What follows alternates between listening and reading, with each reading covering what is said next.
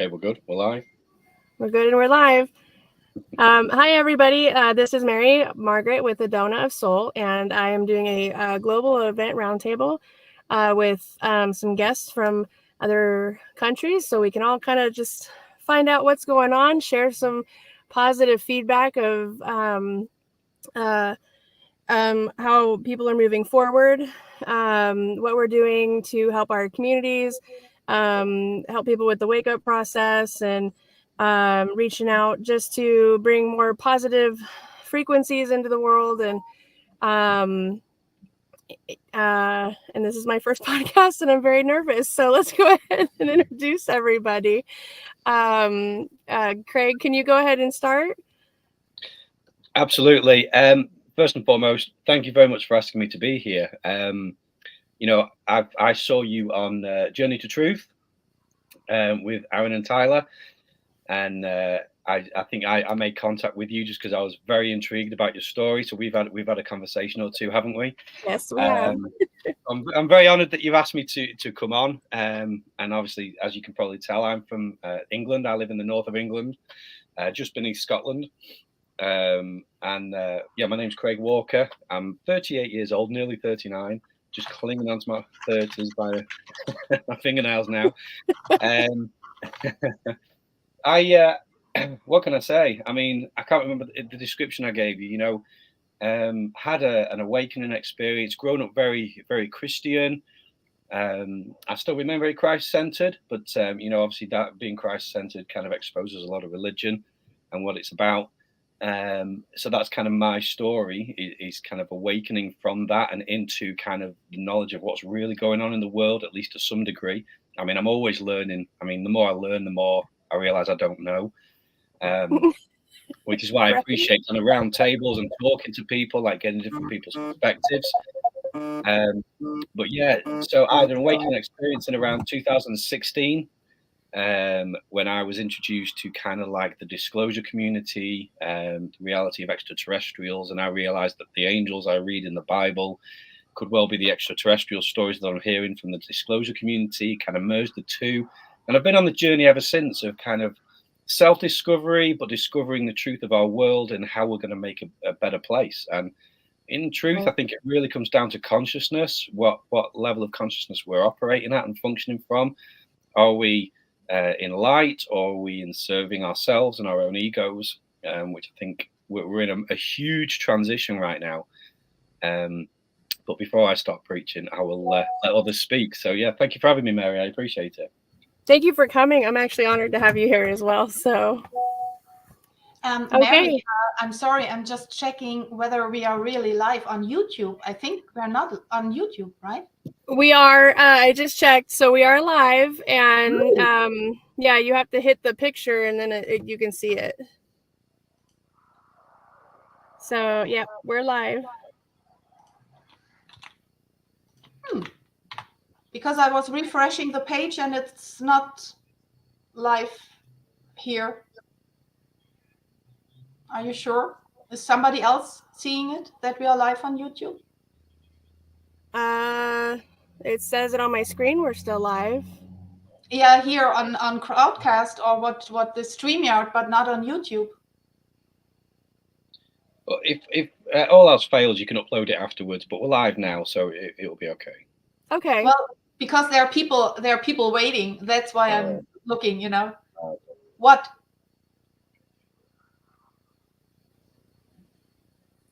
I cannot hear you. Hi, you guys. You are live. It's just not showing up live it's on the main page. So you're live. I cannot hear you. Hi, you guys. You are live. It's just not showing up live it's on the main page. So you're live. I cannot hear you. Hi, you guys. Okay, so we can just keep going forward and hopefully it'll catch up. It's showing live on my end.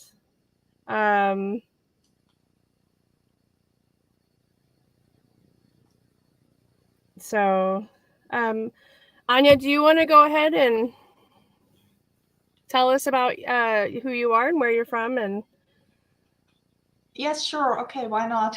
Well, I'm in Germany.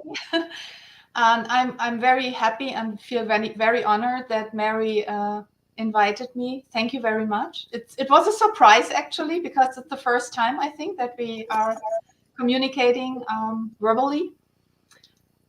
Yes, what shall I say?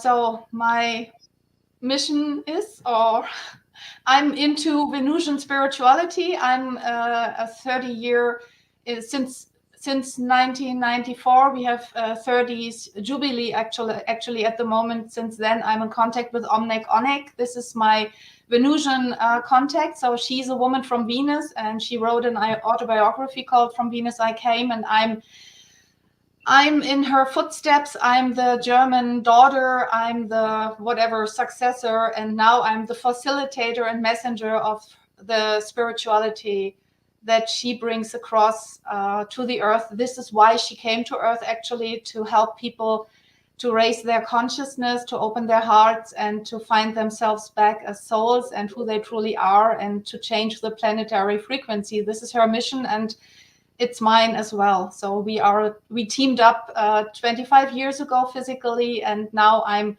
publishing books and organizing events now in Germany and everything, doing all that I can, being present and going through my own initiations and processing all this kind of stuff that's necessary to process consciously, so that I'm able to deal with all these energies and to do this work. This is what I'm doing, yes. That's awesome. Thank you for being here too, by the way. We did actually have a phone call. I think it was on Facebook. Yeah. So I like what you had to say, and I was like, oh my gosh, I thought you would be great to be on here. But thank you for that. Hi, Pascal. Would you want to let everybody know about you and where you're at and what your humanitarian positions are? Wonderful. Okay. I'm from Quebec in Canada. I started this awakening journey in 2002 when I've read the book from the Pale Horse. Behold, a Pale Horse. I don't know if you know him. I'm a little stressed out, so I forgot the name of the author. It's okay. But, William Cooper? Wait, yeah, that's it. And till then, I was trying to speak about what was be happening around me, but for several years I was like a UFO when I was speaking about the subject. But now people are saying back to me, "Yeah, you know what you told me several years back. Well, you were right." So that's a kind of a bomb of all the years I was preaching in the desert. Nice. And after that, well, I started my journey looking through quantum physics, but I didn't get answers. Then I moved out to philosophy, and still didn't get the answers. I started getting the answer with spirituality. I've read the Bhagavad Gita, and it was a great awakening to me to have that kind of wisdom. So nice. that's it. I would love to hear about your desert experience. I've known some people that went off into the desert and came back with different enlightenments. But thank you, Pascal. We're going to move on to Laura Eisenhower. Thank you for being here today. Oh, thank you so much for having me. I'm excited. Yeah. So just share a little bit about myself. Yeah. I'm Laura Eisenhower. I'm a researcher. I have a book coming out called Awakening the Truth Frequency. I do astrology readings for people. I like to focus on the sort of medical and the just how, we can really begin to switch on our dormant DNA and repair the Tree of Life template, the divine blueprint that we all have that's been very tampered with and manipulated. I'm the great-granddaughter of former President David Eisenhower, and my mission is very connected with also exposing exopolitical information that has been just held in secrecy. Things related to the unconditional surrender agreement that took place in 1952 that people don't really talk about. A lot of the false narratives that are being steered that are impacting the timelines in our world today, I like to expose and open people up to information that will help us to see what really took place during that time, so that we don't get duped into a false disclosure. I'm very focused on just this whole, ascension window period and what that really means in relation to the Venus transits, the 13th sign of Fiacus, and this, kind of awakening, and how our DNA is very connected with the Earth grids and the multidimensional cosmos. Just like how much we have within us to switch on, is something to just really explore and get to know. So I'd like to pay attention to what's going on with the planetary alignments and see how the different psyops and false flags are leveraging these growth periods for humanity to kind of sabotage and take us down a trajectory we don't need to go. So I like to expose how the dark weaponry and inverted matrix likes to shove us down a different road, and what do we need to do to break free of that and get back into alignment so that we can begin to switch on what's been dormant and begin to really awaken to the fullness of all that we truly are. And so that's kind of what I like to bring to the table, is the lost history, galactic history, and just really preserving the organic ascension timeline and all that kind of stuff. So great to be here. Nice. Thank you so much for having me, Mary. Thank you for coming. Hi, Rusty. Why don't you go ahead and introduce yourself and let everybody know what you're doing. And if you could, maybe give us an update on Chile.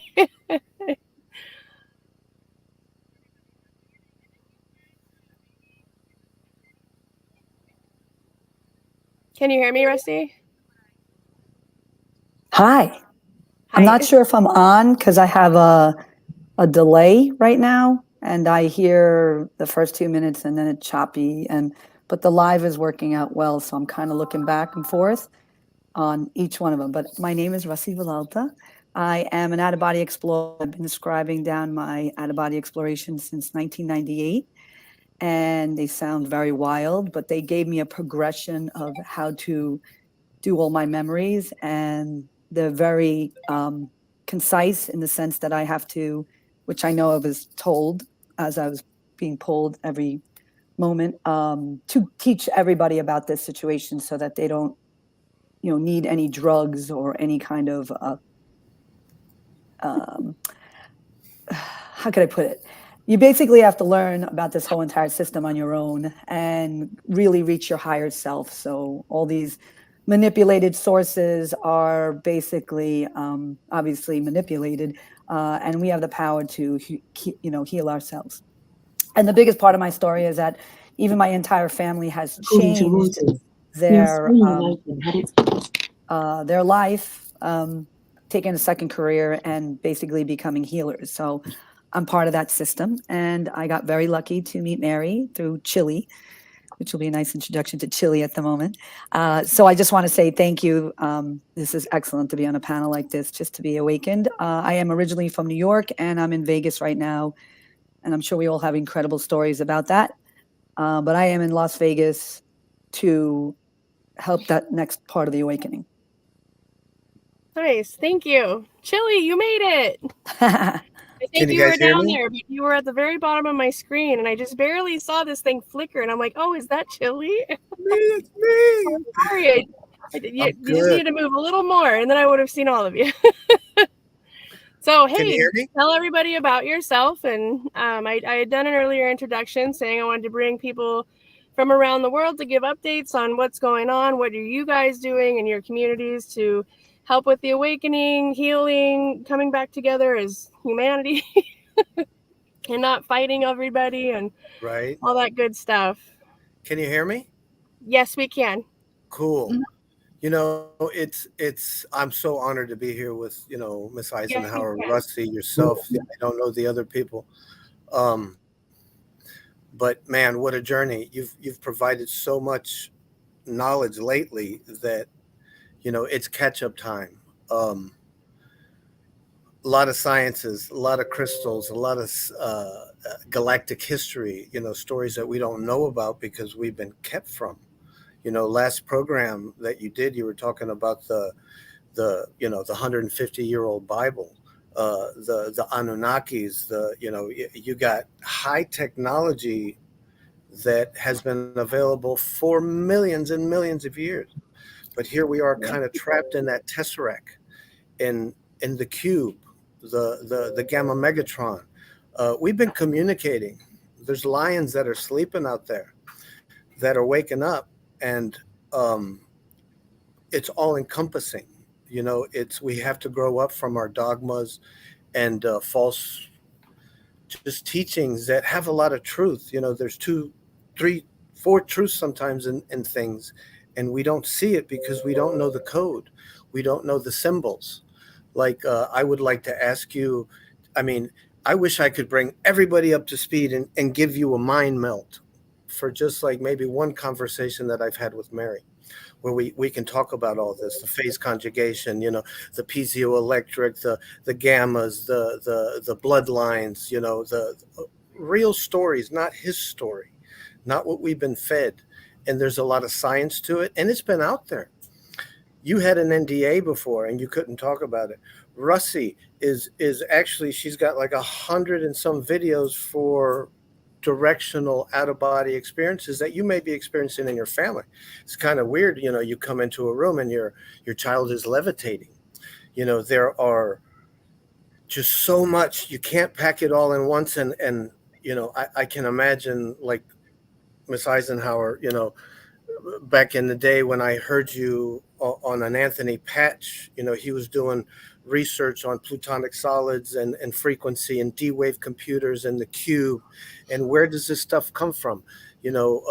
Carbon, languages, the languages, the light codes, the Atlantean fire crystals, the thrones, the giants. There's just so much, the titans. And just in the videos that you and Russie have done, that you have done lately with Miss Eisenhower, it is a plethora of information.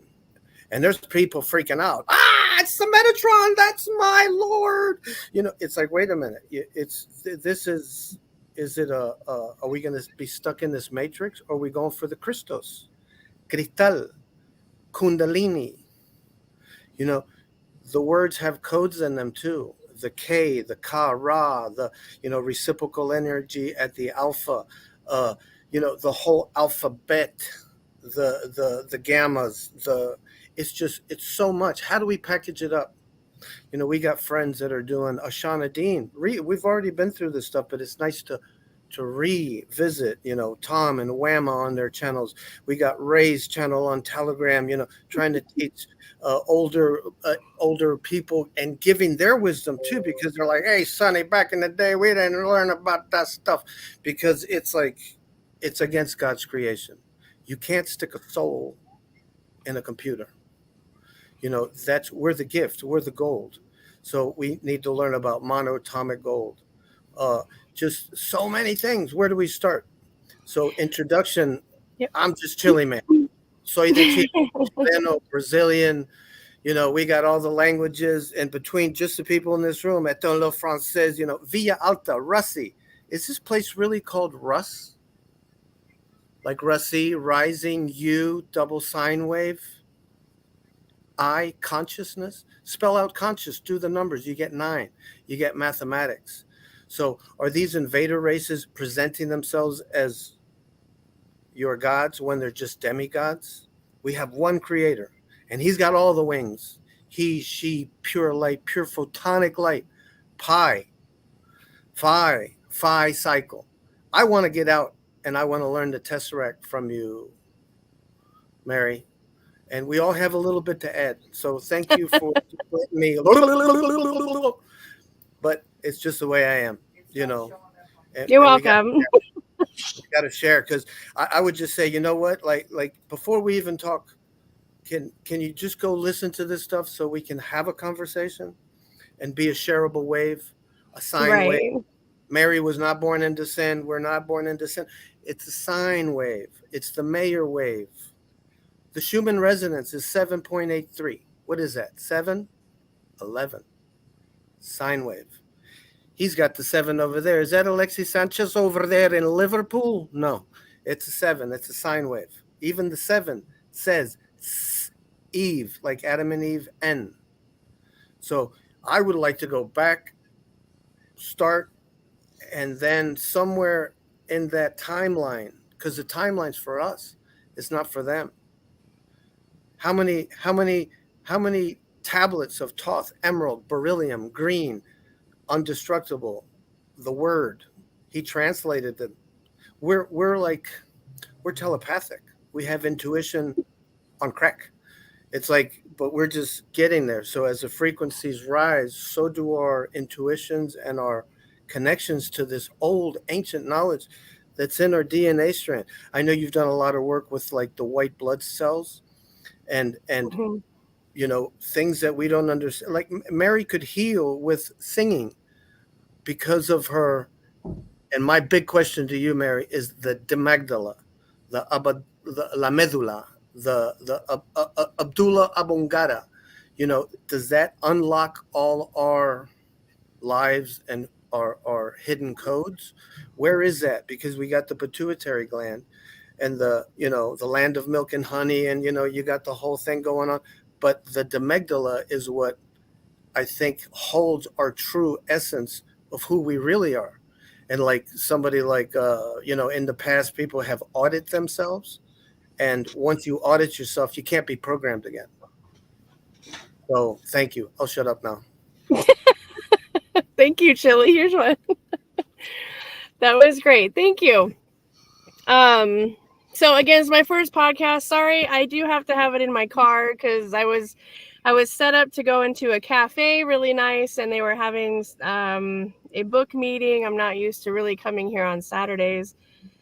And so it was quite busy, lots of people. And then when I tried to set it up outside, there were some gals that came, like stood right next to me, saw that I was doing something, but continued to be loud, obnoxious. So I figured I was being attacked by, other forces that didn't want me to complete this. So thank God for my friend to help me, because I was about to have a meltdown and go, we can't do it.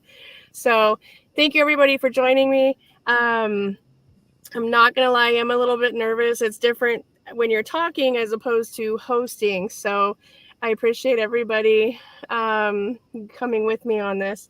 But mostly the things that I get asked a lot around the world by a lot of people, and for those that are already hosts and they do talk to other people and get millions of emails and questions, and a lot of it is I do get, what are good things for us to heal with? And because there's, they're hitting us with stuff that, we probably shouldn't mention, so they didn't take the podcast down. But, the stuff in our foods, where are the local farms in your guys' area?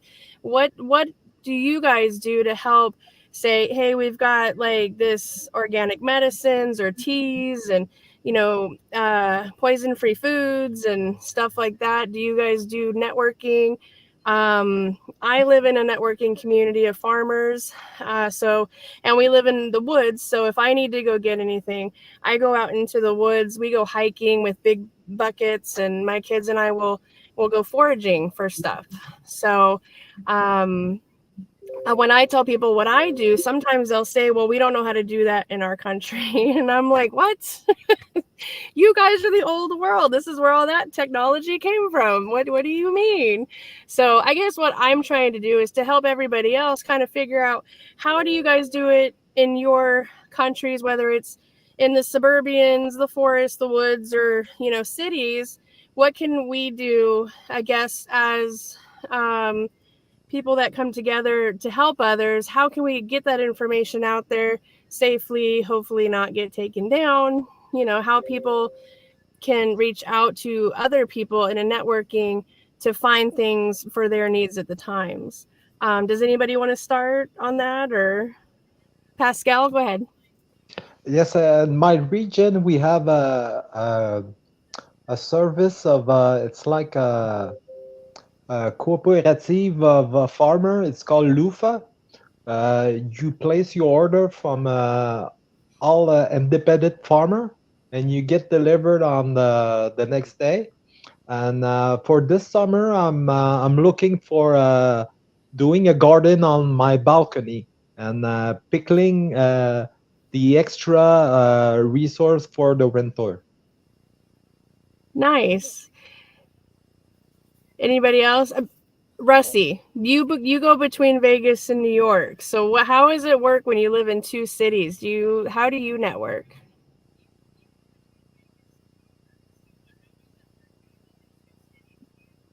I think she needs a moment to catch up. Yeah. Mm-hmm.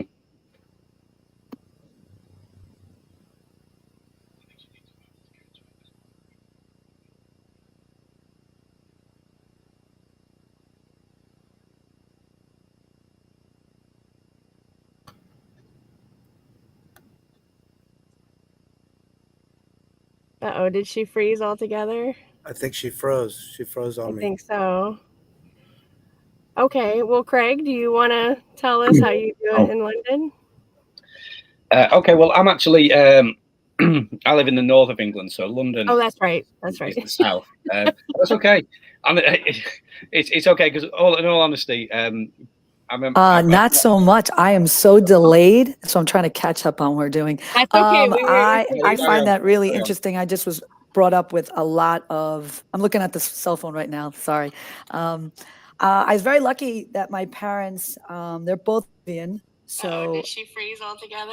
Probably. I think she froze. She froze on me. I think so. So let me. Okay. Well, Craig, do you want to?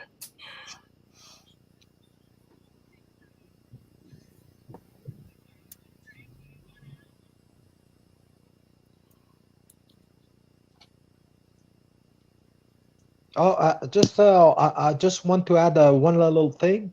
I got an application when I go to the grocery to scan the code bar for product to see if they're good or bad. It's called Yuka. Oh, okay. What does that do?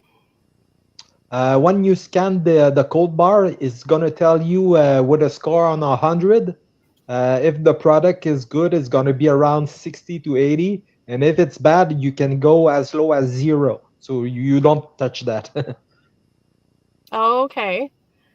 Thank you. All right, we're gonna go back to Craig real quick. I just texted Russie, and so she can get caught up, and then we'll jump back over to her. Yeah, no problem at all. Again, don't worry about it. It's first time. It's all good. There's always technical issues. Don't worry about it. Yeah, so like I say, I live in the north of England, which is actually a lot more rural up north. In the UK, we have quite a north-south divide. So, for example, the wages down south in the London area are probably double what they are up north, even though we're a tiny island, which is just ridiculous, really. So, on a practical scale, it's good because we have a lot more farming up here. So there's a lot more sort of organic farms that you can go to directly and buy things like raw milk, that kind of thing. I know people in the States who actually go to the oh, my mind's just gone blank. What they called? A group of people who farm organically, don't vote, don't do anything. Oh, The Amish? That's it, the Amish. Yeah. It lost me. We don't have any communities like that. I mean, we're very, very centralized here in the UK. I mean, everything is very London-centric. People think you personally know the royal family over here, which just isn't true. Nor would I want to. But it's yeah. So basically, on a practical level, we're still very organized by, you know, supermarkets, chains, that kind of thing. But for me, I mean, what I didn't mention earlier is I'm actually a musician as well. So music is a really big part of my life. And I love dabbling with sounds and frequencies. And I actually do have a meditation channel as well. I haven't mentioned. because I like creating these sort of like ethereal soundscapes for meditation and contemplation, that sort of thing. So for me personally, like that does me a lot of good. You've got certain tones that align with your energy centers, so you can play those tones and meditate in them, and they will actually, what's the word? They will affect that certain frequency within you, and it'll actually bring replenishment and healing. So I really like doing stuff like that, in my own practice, my own mornings and things like that. And I really encourage people to get involved with that because it's free. I mean, there's loads of resources on YouTube that you can get these videos with these tones and frequencies. Right. And even just having them on in the house, entities or negative entities can't stand it. When you have it through your speaker, it really does have a positive effect, So I'd encourage that. But yeah, on a really practical level, we are very, the farming industry, because we've just come out, well, I say just, we've come out of the European Union, which in my opinion was a brilliant thing, because I think the EU is basically a centralized control government, and we all know where they want to take that, don't we? Right. So the British people took back their sovereignty, and we're no longer governed by the European Union. However, the flip side of that is, I mean, something I've joked about, if selling your soul to the devil had no benefits, nobody would do it. Of course, there were benefits to being in the European Union.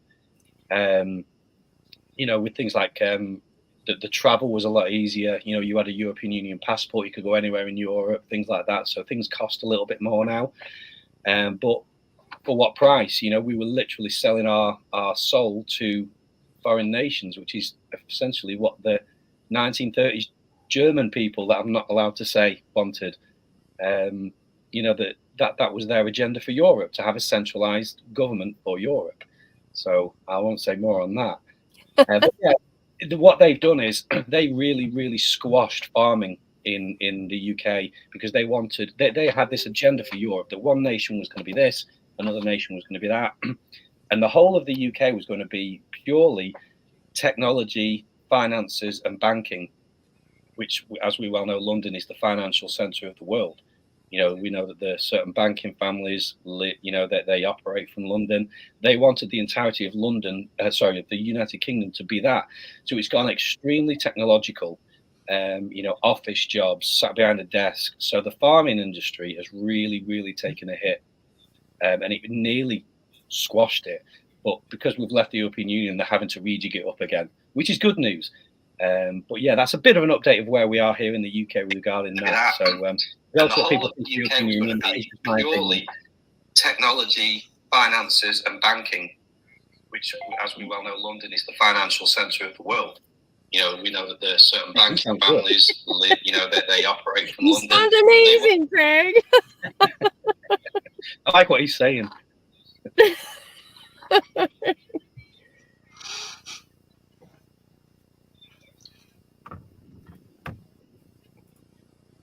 Do you still have a delay, Russie?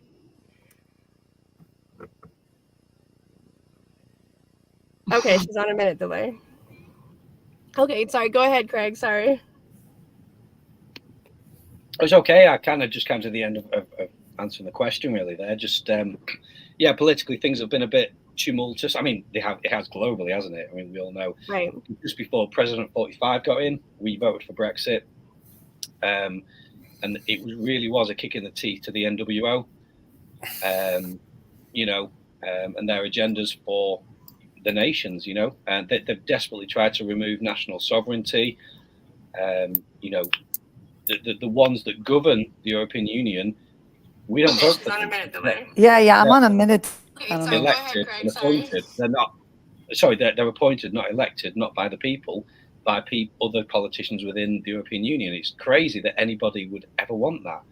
However, as I said before, there are benefits, but the cost is you have to sell your soul to them, which we all know who operates like that, don't we? Right. I've often wondered, like, when they say there's lots of benefits, it's like, for who? Exactly. Because I know I'm not benefiting like you are, right? Yeah, exactly. Okay, so I'm going to text Russie, see if we can get her. Okay.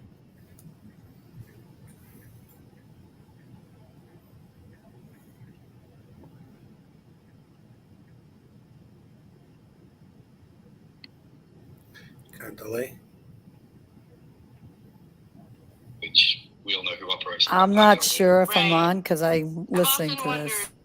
When they say there's lots of Okay, benefits, it's I like, probably have to mute this. Exactly. because I know I'm not benefiting. I'm not like even you sure what are. question we're. Exactly. So you could pass me along to somebody else at the moment. I know she's texting right now. Oh yeah. I think you asked me about the food situation and how I go back from New York to Las Vegas.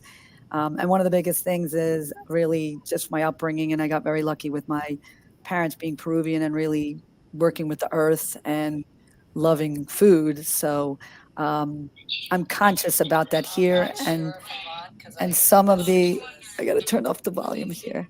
Hold on 1 second. I got a volume in. Anyway, I am basically feeling much better at home here in Vegas because I infiltrated back into the school system and to be part of the souls that are upcoming in the future. And so I am in Bliss teaching, Hispanic and Black children here in Vegas. So I'm very connected to that. So that's a very big part. And what's actually really interesting is that I'm on the same timeline, at least with Mary. So we get to call each other exactly the times that we need to. So I don't have to worry about the New York. But every time she wants to visit, we're like crisscrossing times. But anyway, that's how I really function. It's already been a home base to really pick out the correct food. So I might be a pain in the butt with my students that I have at school when I'm seeing them eat horrible things. I'm like, do you know what you're eating? That thing can go on fire. They love eating this spicy cheese doodle thing. And I'm like, should I set it on fire? Because that's what's happening in your stomach. But anyway, my biggest education is really my sister and my cousin, because my cousin is a chiropractor that does neural motion technique, and my sister does acupuncture and cranial sacral healing. So I'm very lucky. Nice. I'm going to text her just in case there's that delay. So again, thanks for everybody being so patient. Okay, Laura Eisenhower, do you want to go next and then we'll get chilly? Sure. So just kind of talking about like how are we preparing for whatever's to come and just how we live here in Montana? Yes. Like what are you guys doing in your communities? We know how you network because you're amazing, but like other things that you've seen other people do, like, you know what I mean, around to help other people that you've heard about. And yeah. Well, I been encouraging, homesteading. I kind of raised my kids that way. They weren't really interested in going to school, so they're very much like I was when I was going through the school systems. So we have some projects that are in the works, but they're not at home right now, but it has to do with like homesteading. So one of my sons is in the Ozarks, another one is in England right now, but what we're doing and what they might be a part of is developing this land and having it be just kind of like off grid, just maybe a retreat center for part of the year, maybe something that people can enjoy, kind of like Airbnb sort of thing, and something that we can go visit on weekends, but where we're growing food, where we have, animals, like right here at our home, we have, chickens, and we had goats for a while, but we had neighbors that complained about the noise and actually we got in trouble. And the judge was like, aren't you guys, it's just really bizarre that in Montana that you'd have neighbors complaining about, rooster sounds and goat sounds. It's just like, right? We were really trying to do it like right here in our backyard. But I guess it was too noisy. So we have sort of had to move on from our goats and found them a better home. And, but we're relocating, or like, we're kind of like, we have so many different visions and ideas, so it's not fully grounded yet, but we're establishing something in another part of Montana to where we, can grow a lot of food and have animals without any neighbors complaining, and build structures there to host retreats and also to just have people come and stay and just enjoy Montana and be out on the water on Flathead Lake. And I focus a lot on, doing these, astrology readings, but also exposing people to just where the planetary alignments are impacting them on a health level and what herbs would be beneficial for them to relieve some of their issues, helping people get off of pharmaceuticals, helping people to just deprogram and process through just a lot of the just discomfort of what this awakening process is, right? Right. So I counsel a lot of people in, just moving from their positions of maybe being a teacher or being, in the system and breaking them out of that sort of survival response and into like feeling like they're going to thrive and helping them to activate their greater mission and, how to support them in that and show them with their chart, where their real soul purpose is. And so I'm building a store with a lot of these different herbal companies that I work with, like Anima Mundi, herbs like Malungu, Katuba, and Red Kali, and just all, the herbs and elixirs that would really assist a person in processing a lot of the difficulties that we're facing. Because to me, we can upgrade in the face of adversity. Life gives us everything we need, all the challenges we need to begin to awaken and recover the treasures of who we truly are and really activate our divine template. This is the greater cosmic intelligence, and the planetary alignments are supporting these growth periods. So everything about the inverted system and all the psyops and false flags are leveraging these powerful planetary alignments and initiations and weaponizing them so that people like lose connection with their soul and intuition. And so my passion and purpose, I feel, is to, help transition people into just becoming sovereign and embracing, their truth and just feeling into just all the different growth periods that are happening without judgment, because we've got to feel it to heal it. And how Mother Earth supplies us with all the herbs and medicines we could possibly need to, handle things like depression, anger, and anxiety, and all the stress, and, all the different bioweapons and viruses. Like, we have all that we need, all the resources we need to thrive. And then connecting into, also the galactic and, the bigger picture of all that. So hopefully I'll be able to host events and retreats and also like establish, some very strong permaculture kind of gardens and, yurts and sustainable living that's like off grid using, solar energy and compost toilets, just like, so I got a lot of projects in the works. But right now it's just like in the visions, and it's like one step at a time, and every year get a little bit closer to reaching these goals. But we have the land, and now it's just about bringing in people that might want to participate and help, and then with the community that we're creating, just do some retreats and network with other people that are doing similar things. And it's like really about like starving the parasite, right? And knowing that we can rebuild new earth on our own terms. We don't need them. We can protect ourselves and be abundant with cosmic and natural law, and just us waking up to just our greater abilities, redefining our self-worth on our own terms, and not being in this dependency bond with this problem, reaction, solution madness. So working on it every day. And but right now it's just chickens. We're buried in snow right now, and we're great preppers.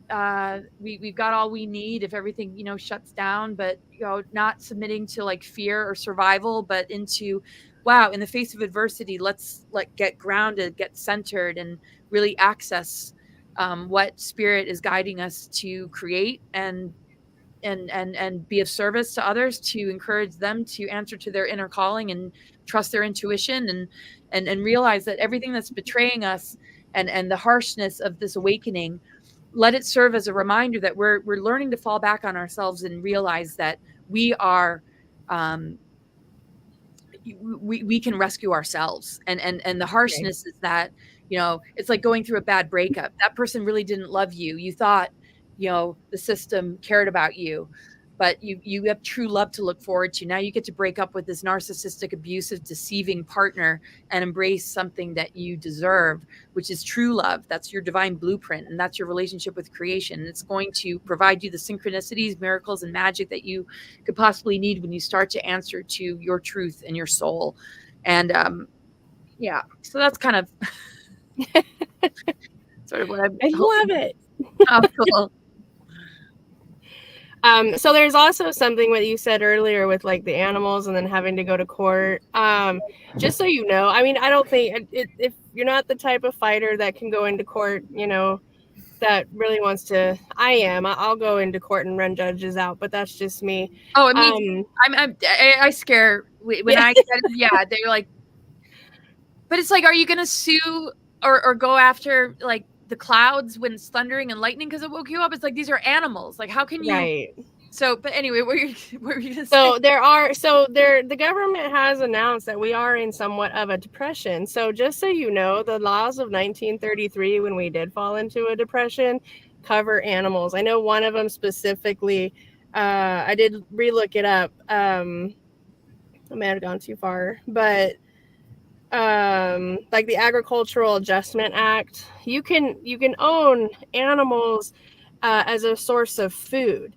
So that's why food hasn't quite left the shelves here in America. I'm not sure about other countries, but because we have those laws, they were never really taken out. They were there to establish, like, if you say, I do not have resources and you're taking the food off the shelf, I have the legal right to have these as livestock. I've gotten into quite a few fights with neighbors over chickens and goats, and I'm like, sorry, they're part of my food source. And when I said that, a lot of people would call CPS, and CPS would come in and be like, look at my fridge, and then they're like, well, where's your food? And I was like, you need to come with me. And then I'll walk out on the porch. I'm like, it's right there. I eat fresh. So they can't do anything. So there's always ways you can combat, and then I'll bring up the era of depression. Just look up those laws, things that protect you as a consumer. And if the state can't provide as a supplier, you have the right to find your own consumption. So, and it's written in their laws. So again, it just depends. So we all know that the judges aren't really doing the right thing right now. So some are going to be like, okay, well, you got it. But then they're going to allow it to continue with other stuff. A lot of times they'll drop it. And sometimes they'll fight you tooth and nail and say, get rid of the goats. And it's like, okay, well, then they have to pay for my food because they're taking it and I don't have the resources to be able to do this. I feed off of these animals, whether it's milk, eggs, or the meat itself. So... yeah, but our goats actually weren't able to produce milk. They were Nubian goats. The mother died, and I raised the babies. Oh, we all did. But they went to a good home, so it was easier to just more land, other animals to play with, and of course I'm devastated. I'm like, I don't know if this is the life for me. I'm sobbing. I'm completely devastated, like my goat babies. But I'm so happy that they're in a good home. But yeah, we still have the chickens, and everything that you're saying is so right on. So that's really good. Yeah, and we got some Anatolian shepherds, and we're you just kind of learn as you go. I went to a homestead fest, and it was amazing to hear people's stories. They even had Amish people that came, and they sat on a panel, and they talked about just their way of life, and it was really cool. So just returning to just the earth and living close to nature and advancing ourselves also. It's like just this whole being very grounded with earth but very connected to the galactic, and the fact that resurrecting the elemental kingdoms and advanced civilizations. It's like, I don't know, wherever that all goes. but just embracing it all and just staying tapped in as best as I can to the divine guidance and just being of service to others as best as I can. Nice. Thank you so much, Laura. Okay, Chili. Me? Same question, but because you travel, you do stuff in different areas because you sent me pictures. Look what I'm doing here. Look what I'm doing there. And it's like, it depends on where you're at. You've got like a different way of doing something. So I'm very curious is what you see when you're traveling. What kind of resources do you see in different countries that they're doing? I see abundance everywhere, but not if you're in that city, into the motherboards of energy just being drained of you. In Chile, they almost took the feria, which is actually the farmer's market. Everybody has their farmer once a week, sometimes 2 times a week. But of course, if you live in the outskirts of Chile, all you need is land. There's minerals. I mean, you plant a little kiwi that big. Like, there's that many minerals. Chile's one of the richest countries in the world, but yet they're all poor. They all got the step on the neck, and they take the kids from the farmlands, chuck them to the cities. They go to their leaders and their jumbos. So in the farm, there's lack of workers, lack of old knowledge. Everything's run by the slavery system, and now they want to change the system on you. So to getting to know your neighbors, or even nature, like shungite, magnets, copper, electroculture. Like, if you have small land, you can make it yield with buckets of potatoes. You just need dirt. And everything's available. It's just we forgot how to extract it because we're so dependent on the beast system. So that's what we should get back to. We're being assaulted. We have been for a long time. I mean, Jason Q pulled me out of retirement, for God's sake. I owe that guy a lot because I was, family, just not a nickel to my name, but with all this knowledge to share. How do you do it? Where do you think the food comes from? It comes from the sea, the salt, the earth, the ether. You can grow plants inside the house based on ethereal energy, yeah. With copper, right? No light. It's like, how do these plants grow? Because it's like the Agnihotra, they're bringing in the ether and are manifest. So you can talk to the trees. Perfect fractality. The Buddha put his back on the tree, right? So we're connected to the plants. We forgot. Our people on these chats are talking to the trees. It's like we have this abundance, but not in a capsulated metal construction that boxes you. All the schools, all the hospitals, they just manage your death. Hospice. They're controlled operations, and you register. You give your offspring to the crown. I can't teach them anything, so go learn about stupid stuff. Academia, which doesn't allow anything that goes against the laws of physics that they wrote. We have the capacity to heal. Take your seeds to a ley line. What's a ley line? That's how we can fix this place, by putting monoatomic gold on the ley lines where they cross. That magnetic pole, the magnetic mother. You talked about the Mother Earth also being kind of like, she's got a spirit, but she's also a titan. She's vibing. The gentleman, when you farm, when you break the earth, do it with copper. Don't do it with steel. You're cutting the magnetics. Get to know your neighbor, get to know yourself. So there's different levels. There's so many good ideas. I got a friend in Chile down there, Copquicura, where the earthquake was. They knocked everything down there. There's so much energy there. The Titans are there. You can see them all in the mountains. You can see the animals. You know, it's just like desalination. That's what they're working on, because in a farm-rich area, they can't get deep to the aquifers. You know, expensive. So that's where all the good water is. There's more water down there than there is up here. You know, we need to plant the trees to recoup the deserts, because the deserts are a cause of the man and the woman separating. Speaking to, everything will turn to desert. You can recoup that by planning life. Don't be evil. Live. We want to live. I want to live. I got a long lifeline. I got a lot to do. But it comes through food, spirit, and magic that we lost. You know, all these little things that are hanging around, quartzes. You can transfer your conscious through a vocal quartz. You know, if you cut it just right.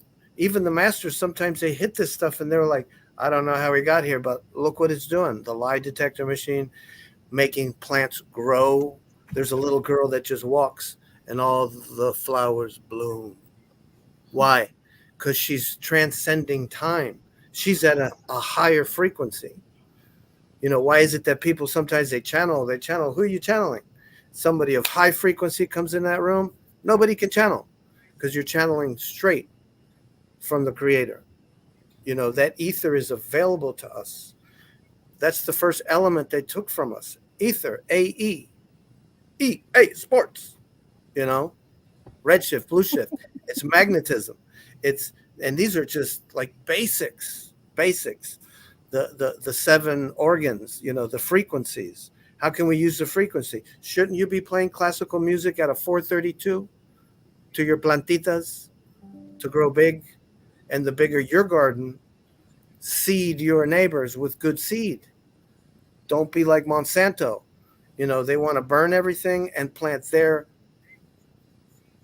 you know, GMOs. It's got no nutrition. It's all crap. They're taking your energy wherever you go. I mean, when we're born, that's another story. But then during your life, you have choices. You have choices to go down to the Costco. You have choices to go. I mean, they treat you like cows. If you don't believe me, take a plane ride. Look down at the houses. What are you growing? I'm not trying to take any, you know, jobs from mi hermanos. You know what I mean? But there's just grass. Yeah. We're not we don't need vacunas. But if you choose to be, that's your problem. You know, plant food. Food, mind, thought. It's all about our conscious. It's a war of conscious and spirit. I want to learn more magic. And there's a lot of good people out there, I'm telling you. And I talk, I share my ether. You know, I freak people out sometimes. But I'm always there for the solutions in our contracts. Our governments are controlling your mind. We have to be at one mind. That's atonement. Alpha, physical, one. All the demon is taking your one. If you've been deceived, it's because they're taking your 7. Decept. Why is September 9 when it's 7? 7-Eleven, there you go. The Mayer wave. When you breathe, 1, 2, 3, 4, 5. 1, 2, 3, 4, 5. You're getting in tune with Mother Nature. So I think she needs us just as much as we need her, but the spirit, not the manifest. Like if a little girl can blindfold her and see who through her third eye, her single eye, let thy eye be single. She also said, I want something, I just manifest. I think of the Legos and boom, they're there. How do we get there to that manifest? I think it's through the food, deworming, fix the water, the pebbles. You got to go through Herx. There's nature. You can do it through nature, but we're gifted in the United States. In Chile, I had the carabineros take the zeolites from my machis. You know, they take your cannabis, they turn it into marijuana when it's a high frequency plant. It's medicine. How can they make it illegal? That is unlawful. And we're letting them, because you don't know the law. You just shared a nice law there. You know, places in Virginia and Washington, other places, you can't grow vegetables here. You know, so if it's your land, then you can grow what you want to. If it's our body, well, my body, my choice, right? It only works for them. Us, you know, we gotta flip this. And a lot of people are stuck in this loop because they have this information now, and they're looking for the good guys and the bad guys, and you know, who's a clone, who's not. It's like, stop. Love yourself, love your neighbor, get to know who you are, share, and educate yourself. Stop schooling. Educate. Get irate. That's your I. Ether at the Christ. Ether. Rising. 8. It's righteous anger. It's equity. I ask people, if you decapitate, why do you deposit your money, your sweat equity? They give you digits. Why do you register your offspring? So let's make homesteads. Let's contract. Show us how we can get to higher treasuries. Forget the straw man. I'm going for, because I don't want to just heal me. I want to heal my country and all you guys, the world, people in different places. You know, Marcus is up there in Norway. They hit the dew. They didn't burn his ship because he had blue. You know, what's going on here? Lahaina, you know, we have to stand. We have to stand. It's time. Anyway, there's so much. You can't pack it all in. I mean, I wish, you know, working with magnets and free energy that's against the laws of physics. Well, while we're still on you, Chili, I'll go ahead and ask you the next question, and then we'll go around the table again. How did in your early life experiences shape your aspiration and career choices, like when you were younger? Can you recall specific moments that changed your life, except, you know, the recent one we can't say? And were there any influential people that helped you along the way that you can recall? Oh, you're muted, hon. 911. There was an old one in 1973. We got stuck in the United States because good old Timberwolf and Pinochet were throwing a coup. So I grew up in Virginia, but my mom is Rh negative.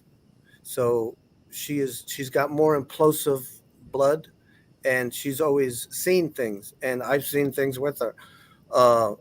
Things that, like, future, past, present, different spiritual encounters that kind of opened the veil for me a little bit. And then just being in Brazil for 6 months looking for emeralds. I played sports. You know, I'm a T.C. Williams Titan. It wasn't just about white and black. It was all the nations in that school. You know, when you learn to settle your differences, you become a Titan. You know, we definitely become big. Yeah, the big ones. You know, there's the Titans, there's the giants. You know, there's the Nephilim. There's different things in the mountains. So when you're looking for gold, and you're in nature, like I was, I'm a Gitano. You know, like I turned into a hippie man. Chaloco, they call me. But there's more to me, and there's more to people in general. You know, I find angels on the street all the time.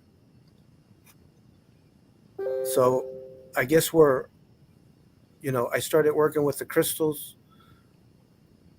With kids, I coached, I gave back. My best friend's the biggest chicken guy in the world in Virginia, Ivan Solano. You know, they own the chicken places, you know, and we were able to coach all these kids for free and you touch them. You teach them how to be men.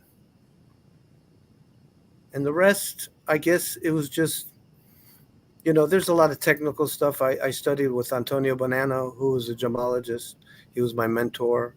I learned all about, the dodecahedrons and the diamonds and the emeralds. I can tell you where your emerald's from, what it is. I've worked on $100,000 pieces, like nothing, almost as if I was just remembering.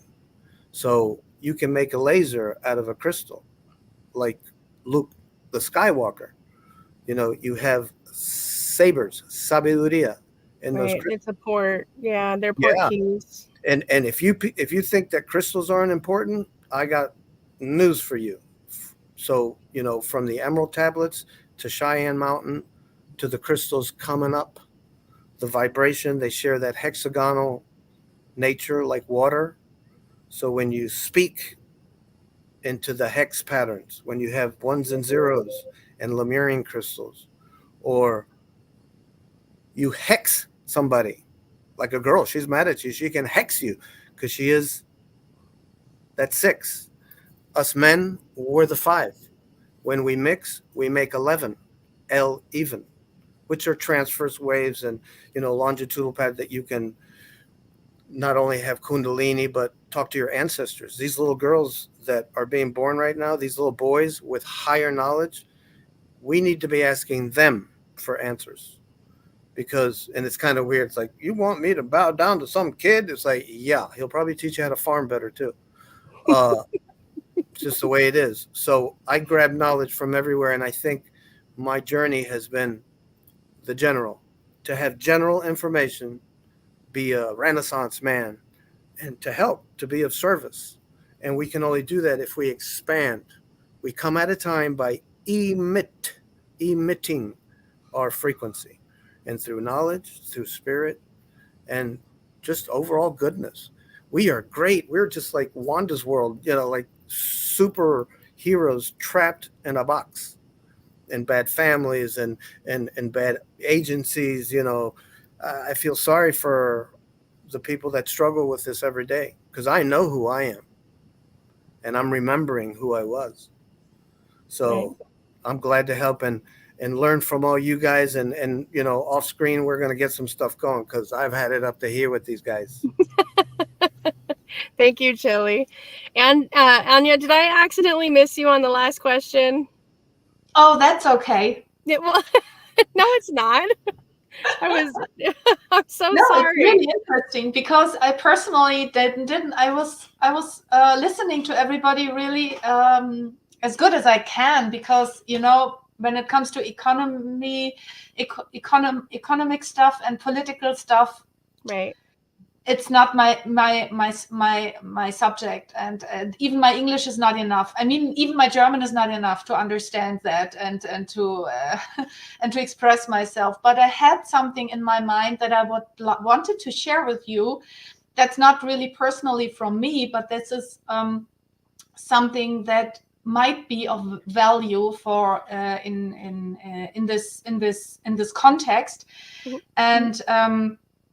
and that is a question asked from Robert Potter to a Venusian, and it's an article that I have published on my website, actually from Dr. Raymond Keller and Robert Potter, because I'm working closely together with them, and they are also connected physically with Venusians. And my job, one of my tasks, is to facilitate the information that they bring across, because according to my understanding and to my knowledge and to what I have learned from Omnic as well, is that the Venusians once were a physical society just similar to the Earth society that we are today, and that they went through their transition and their ascension millions of years ago.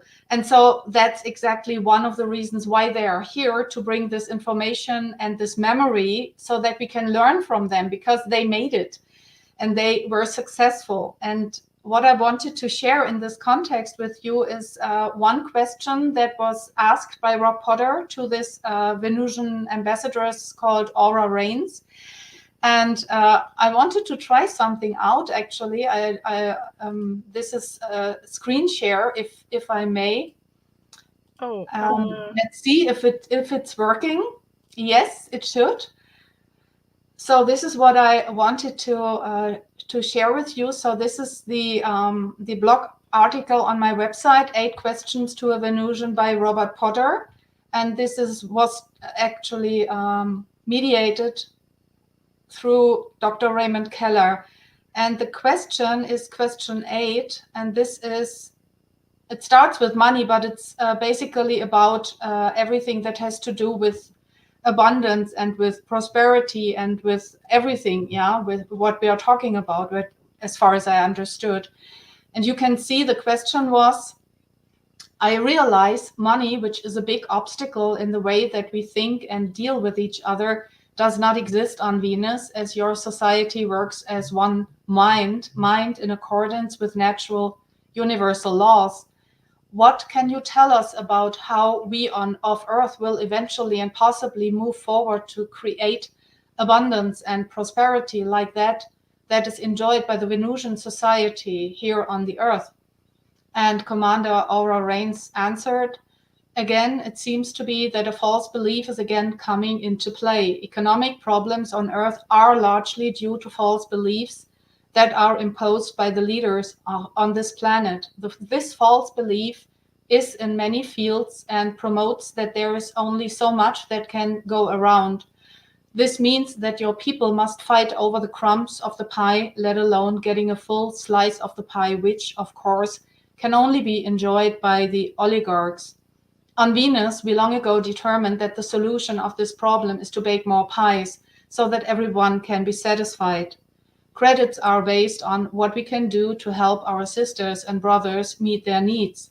On Venus, we even have a Department of Happiness to oversee this process. Continue in the light of Venus, Commander Reigns.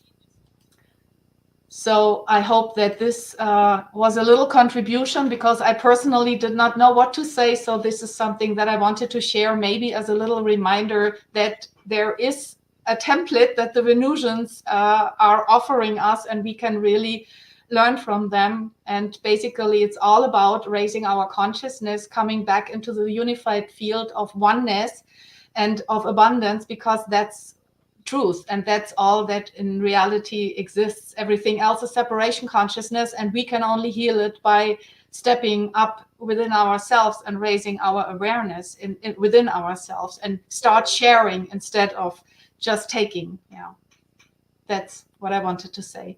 well, thank you. That was great. Sorry it didn't go up right away, but we got it. I was like, wait. But no, that's wonderful.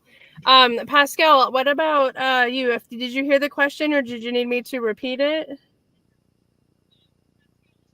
Yes, can you repeat it, please? Yes. So, how did your early life experience shape your career, like from child to adult? Can you recall a moment specifically in your life, other than the current one we're not allowed to talk about, that you think brought you to the path of where you're at today? And did you have any mentors throughout that you believe mentored you to where you are today to want to, pursue your beginnings? Well, when I was young, I didn't feel that I fitted with the others. So I was very lonely boy, and I would spend most of my days alone in nature. And afterward, when I was around 10, I was luckily at home. We had a big encyclopedia. So I've read it all, and after I started my journey to knowledge. But when I was 12, there was a country singer, a big star in Quebec, and after he made his gig, and we were around like 200 people gathered around the stage. He looked at me and said, I see in your eyes that someday you're gonna do something. So I was kind of struck by that when I was young. And in 2007, uh, I broke one of my finger, and I was at the hospital to get my cast taken off. And there was an old lady sitting next to me, and I like to. I'm a curious guy, so I started talking to the lady, and she said, "I'm gonna give you a phone number to uh, an old man that I know. Call him." So I did, and we spent like an hour talking. And after he says, "Okay, now I gonna lay hand on you." So I put my palm down. He put his palm in the air, and he says, "Okay, close your eye, and when you feel something, tell me." And about 1 second, I opened my eyes because I was submerged by fire, and I had a sweaty palm and my forehead, but it only lasted like a microsecond. And after a couple of weeks, I called him back, and I said, What did I feel?" He said, "I only let you feel yourself." And that was my starting point. Wow.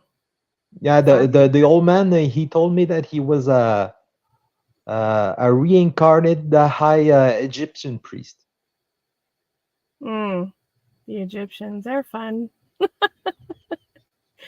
That's awesome, Pascal. Thank you. We're going to run over to Rusty because I let her know ahead of time. Rusty, you can go ahead and start talking. Even if it's delayed, we can still hear you, and so can the audience.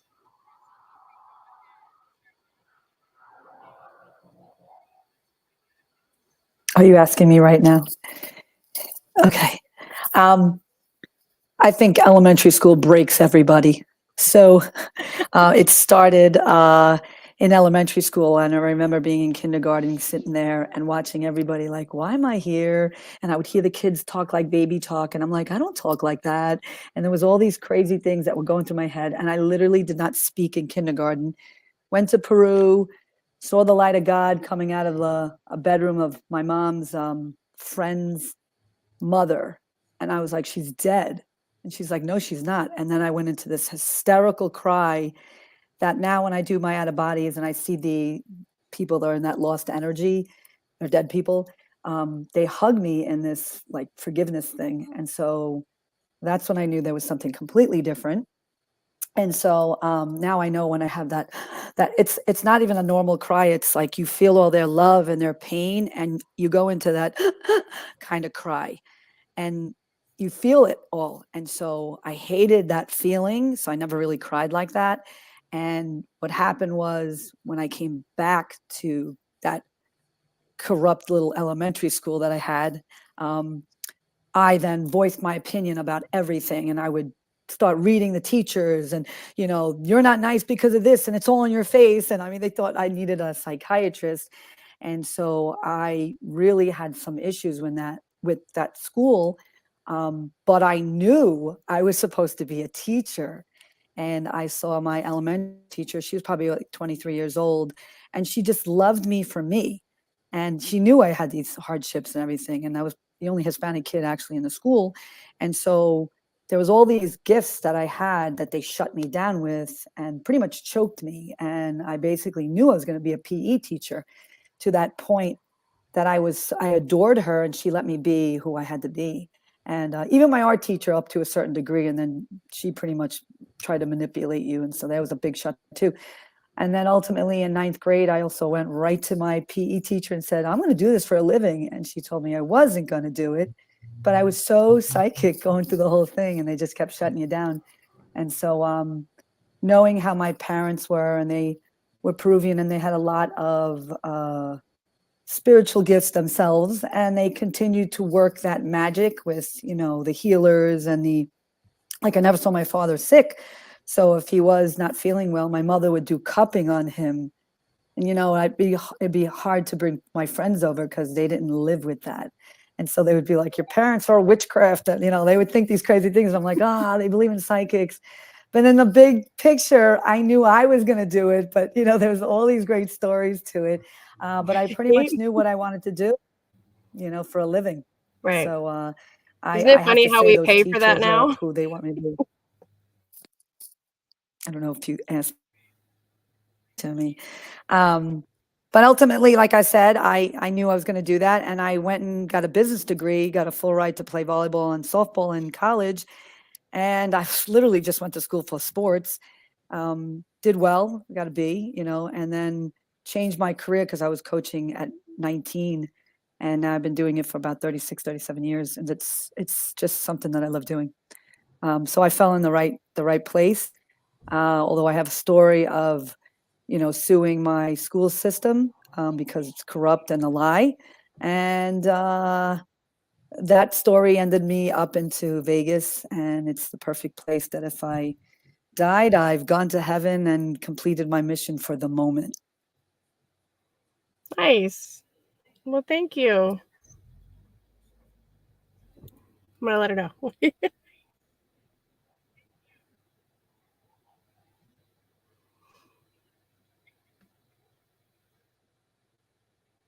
Okay. Craig, how about you? Yeah, so I went to the same school from being 3 to being 16. It was like a primary and senior school. My parents were both teachers there, which is why I got in there as a private school, private education. So, I didn't get away with anything. So I never really had, all right, okay. I was a bit of a child prodigy. I said about before I'm a musician. I've been able to do that since I was tiny, just naturally. Like, when you're born with an ability, and I often joke, because I'm mainly a drummer. It's what I do. I often joke that, like, I didn't choose to play the drums chose me, because it was so effortless. Like, I didn't need lessons that much. I did have lessons eventually, but I could just do it, when you're born with an ability. And I'm not saying that boastfully in the slightest, because it wasn't me. It was obviously something I've come here with. So I've always had this. I've never pursued a career. I've never been interested in being in business or anything like that. I've dabbled with things in the past, thinking I fancy a go, but it's just not in my nature, So I've always been on this sort of spiritual journey since being a child. I always had a deep sense of mission, a deep sense of purpose of being here. As I think most people in this kind of community, I would imagine everybody here on this call have as well. I think if you're this way inclined, we've all been born with like a deep sense that there's more, that we need to search for the more, or whatever the more is. That's kind of why we're here, isn't it? Really, on this call. So that's I've never been interested in like education. To me, I wasn't. I was fairly intelligent. I could get through school, but I had no interest in it whatsoever. So I got by, but I just couldn't wait to get out of it. So as soon as I could, I got out of the school system, the education system, and just went and got a job just to make ends meet. And that's kind of been what I've been doing ever since. I mean, I had a family fairly young. So I got married when I was just 22 years old. My wife already had a child, so we decided, let's just start a family. We've already got one, let's carry on. So my life up until this point has been very much family orientated, but this sense of mission has never left me, and that's why I do the podcast shows with my friend Dr. Charnel, who Laura knows. We've had Laura on several times. So yeah, I guess when I was younger, I've had loads of people coming into my life who've inspired me. Again, I grew up in church, and for all its faults, there's a lot of amazing people in the Christian world, in the Christian community, very, very inspiring people who carry a real energy on them. And I've always been attracted to the woo and the weird and the wonderful. And and in the community I was in, we had some really quite profound things happen. You know, even in churches, it wasn't just ceremony and boring. We actually had spiritual things happen. We had manifestations. We had angelic visitations. You know, we had physical manifestations in meetings of supernatural things. You know, I've seen miraculous healings. I've seen, you know, I've seen people with one leg shorter than the other that gives them back problems. I've seen the legs grow back. Some really interesting things that I don't talk about too often. We need to talk about those. No. Yeah, time. So, this is what I mean. I mean, you know, I've seen people healed of, you know, when I say supernatural, I mean literally they come in with a terminal disease, they go away to the doctors and the disease is no longer there, you know. Right. This is the world I've grown up in. So I know that there is power and that there is things available to us. It's just, I think there's been mixture, and we've been collectively on a journey of sifting out the mixture. And I really, really am excited about the world that we're coming into, the world that we're here to create and manifest, because it's going to blow our minds. Yes, systemically, governmentally, all that stuff's going to change, but I think individually, and from the ground up, you know, we're going to be walking in things that very soon that can only be described as miraculous and supernatural. You know, I still dabble in that community. You know, a lot of them are, with the stuff I do now, that I'm not welcoming a lot of them. And I'm just being honest, because, you know, when you go beyond the parameters of their belief system, it makes them feel uncomfortable. But there are some communities out there that I still dabble with, I'm still friends with, and they're really pressing for this new world in their way. And I'm like, you know what, good for them. So I still have people that, you know, I must say, you know, I said my parents were teachers at the school. They really inspired me. You know, my dad was one of those, he could not tolerate church and he thought there was something wrong with him. But actually, as we've got older, we realized there's something right with him, you know. And I think he likes it when I say that. Because he just couldn't sit in that system. He couldn't be in it. He's like, there's something here I just can't be in, you know. And it was always a thing when we were kids. My dad would try and be there, and he'd just get up and he'd walk out. He's like, I can't sit under this control system, you know. Right. And so that's kind of like that set me on a path. Like, I don't have to be here. I don't have to do these things. You know, we're told we have to be a part of this system. We have to get a job. We have to live a normal life. The truth is we don't. And I think we're discovering our power, that we can create our own reality. We can manifest according to our mission that we've all incarnated with as individuals and as a collective. And yeah, I think the very near future is extremely exciting with what's going on. I think we are going through a process, whatever that means to us individually. That's fine.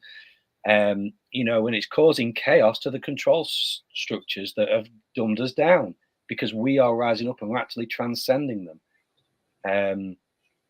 So yeah, I mean, I hope that answers your question. Yeah, no, that was great. Thank you. I think I had a question for you. Oh, wait till you get that book. I don't know if you're going to order them, but your dad will love it.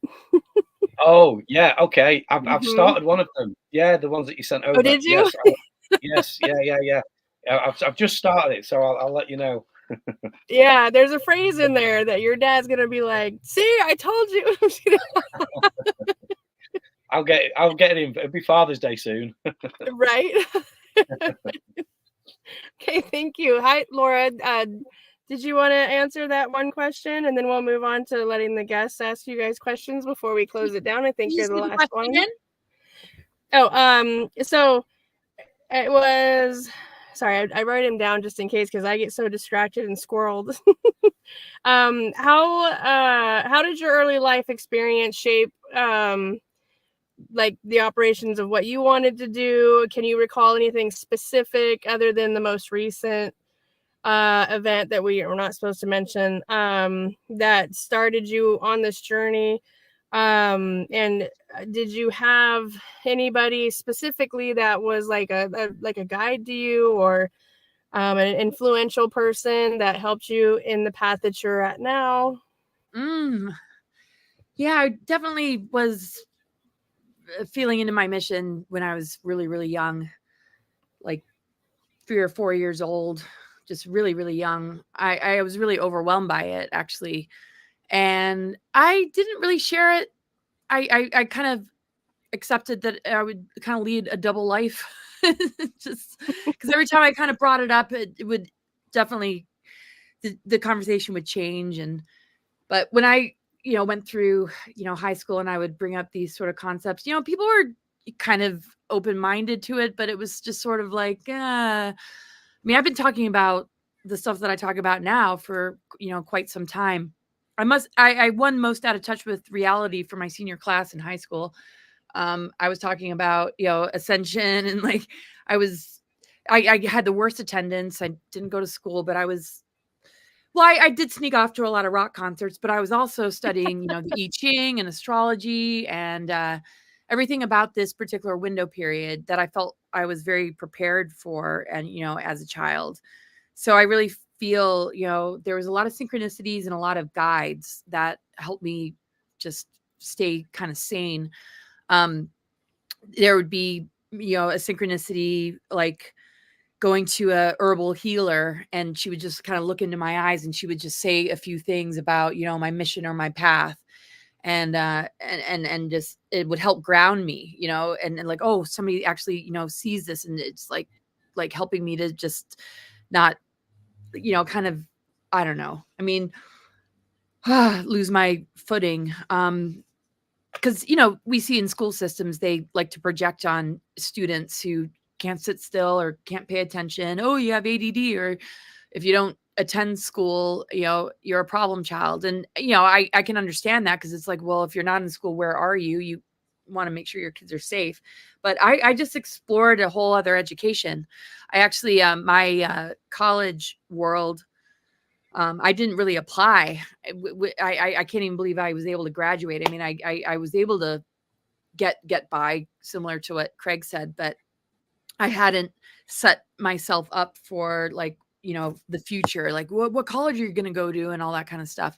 I was thinking bigger picture mission, like ascension, like, bigger mission, going into the underworld, clearing out all this stuff, healing planetary grids, I'm leaving you guys behind. yeah, just like all the stuff I talk about was like Yeah. always like the dialogue I had within myself. And there was a few people that, related to it, but so when it came to like, what do you do, after, high school, my sister seemed to have it figured out, but I'm like, wow. I ended up just going to the Adirondacks.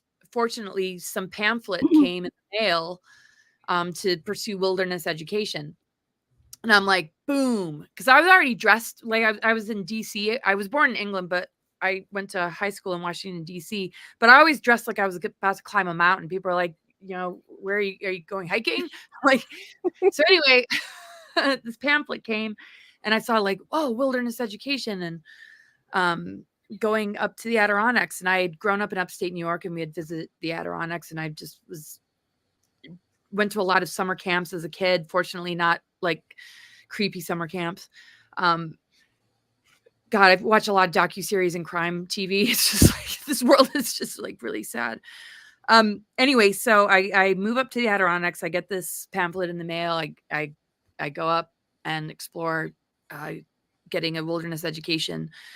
And I first started in a different thing. And but the minute I hit the forest and I was on the lakes, I just knew that, wow, I want to pursue wilderness education. So I studied for a couple of years and got certified in wilderness expedition leadership. Everything from, desert climates to 30 below in the winter, just got certified in all these different things. And I really thrived in the wilderness stuff. But it was getting back and acclimating back into civilization that I had a problem with. My mom was just like, do you have any courses to teach you how to like be human or like function in this world? I was like, I'm like, yeah. And I just had a really hard time because I just really just enjoyed just, being in the wilderness. So then I went into the organic food world, and I ran a shipping and delivery company for chemically sensitive people. And this was before like Whole Foods and a lot of the big organic food stores were happening. It was this little store that I was working for them, and I ended up taking it over.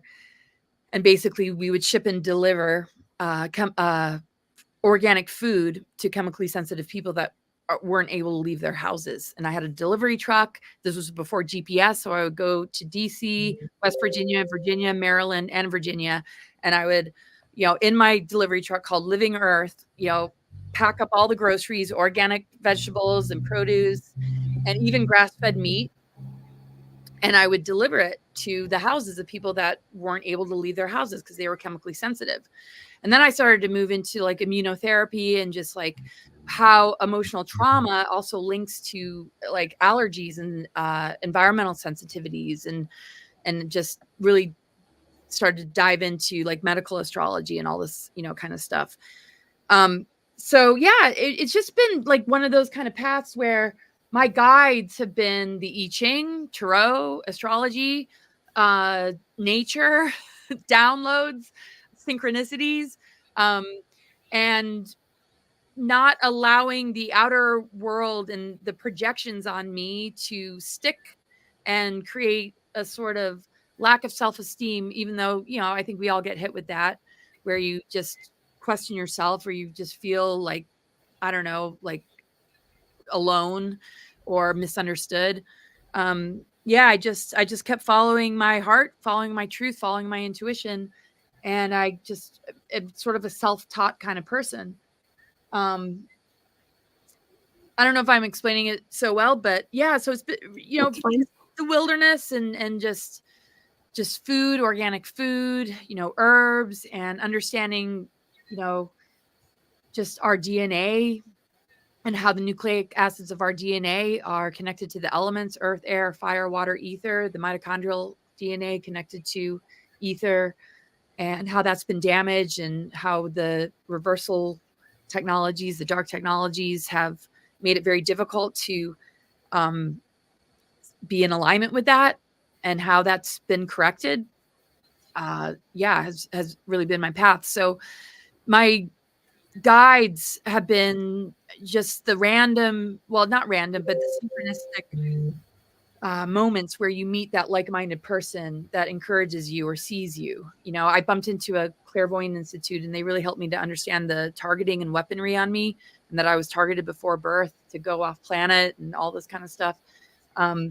It's just been like a really wild journey of just, kind of, I need a sign. And then the sign comes, and it's like, okay. And then I just keep going, because there's just nothing else that I know how to do than the mission that I was born with. So. Right. I've kind of been there too. Yeah, I know that. Common. It's just, you're born with a mission, and it's just that inner calling, and you live just a completely different kind of life while you're still trying to play human, go through the school systems, get by, just, then I was a single mother. I had partners here and there, but they kind of some tragic stories there, but just, working really hard just to take care of them. And it's like, so if I were to say anything, it's like at times I'm multidimensionally challenged. It's like just working a lot of energy in the multidimensional like fields, and just on sort of a very earthy ground human level, going through this human experience, and discovering a lot along the way about how duped we've been, and how much our school systems have robbed us from understanding the true sciences, what our DNA is really all about. We don't learn about galactic history. We are told that our DNA has junk DNA, instead of like opening up to the truth of what it really holds, which is a connection to higher harmonic universes, and restoring the divine template that is being very targeted. So my journey has been to like rescue that and discover that along with all of you guys, to just put it out there so that, yeah, in these critical times, people, just get that curiosity and that spark of intuition to begin to say, hey, I want to like remember who I truly am instead of be indoctrinated into, this AI assimilation that is separating us from our soul, which is the New World Order agenda. Right. There's definitely two plans of the New World Order. There is going to be a New World Order, but it's not going to be the one that was in place that we were all fearing. But a lot of people aren't awake yet. So there's going to be it's kind of one of those things where they got to shake, rattle, and roll. So the other people that are like not getting it will get it. I don't know what it's going to look like though, but we're definitely going into a new world, but it's supposed to be the better of the options that were on the table a few years back. So I didn't miss anybody. Did I miss anybody? So I do want to go to our audience and see if anybody has any questions for anybody of our guests. I don't know if we missed any that maybe people asked earlier, but please go ahead and put them back in the comments and we'll see them now. And if not, I'll go ahead and answer.